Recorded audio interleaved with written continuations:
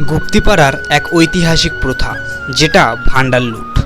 অন্য জায়গার মতন এই দিন জগন্নাথ দেব তার মাসির বাড়িতে সকল মানুষের অন্তরালে ঘর বন্ধ হয়ে থাকেন। এই দিন জগন্নাথ দেবকে অনবদ্য নিরামিষ ভোগ দেওয়া হয়। জগন্নাথের মাসির বাড়িতে 52টি লোভনীয় পদে প্রায় 40 কুইন্টাল খাবারের ভাণ্ডার লুট পালন করা হয়। কথিত আছে জগন্নাথ দেব স্নানযাত্রায় 108 কলসি জল ও দুধে স্নান করে জ্বরে পড়ে যান। বুদ্ধিপাচন সেবন করে সুস্থ হন, সুস্থ হয়েও রেহাই নেই। মুখে কোনো রকম স্বাদ না পাওয়া জগন্নাথ দেব তার ভাই বলরাম ও বোন সুভদ্রাকে নিয়ে রথে চেপে চলল মাসির বাড়িতে গিয়ে আশ্রয় নিল। সেখানে ভালো ভালো খাবার পেয়ে জগন্নাথ মাসির বাড়িতেই থেকে যায়। অন্যদিকে লক্ষ্মীর মনে সন্দেহ বাঁধে। বৃন্দাবনের কাছে জানতে পারেন যে জগন্নাথ মাসির বাড়িতে আশ্রয় নিয়েছেন। তারপরে স্বামীকে ফিরিয়ে আনতে লক্ষ্মী লুকিয়ে গিয়ে মাসির বাড়িতে সর্ষে পোড়া ছিটিয়ে আসে, কিন্তু তাতে কোনো রকম কাজ হয় না। তখন বৃন্দাবন ও কৃষ্ণচন্দ্র লোকজন নিয়ে মাসির বাড়িতে হাজির হন।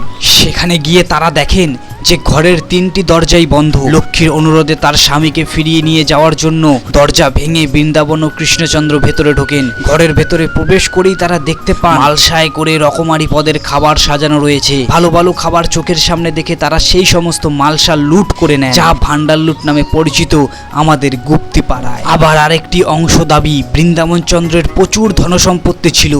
রাজা তার রাজ্যের শক্তিমানদের চিহ্নিত করার জন্য এই ভাণ্ডার লুটের আয়োজন করেছেন।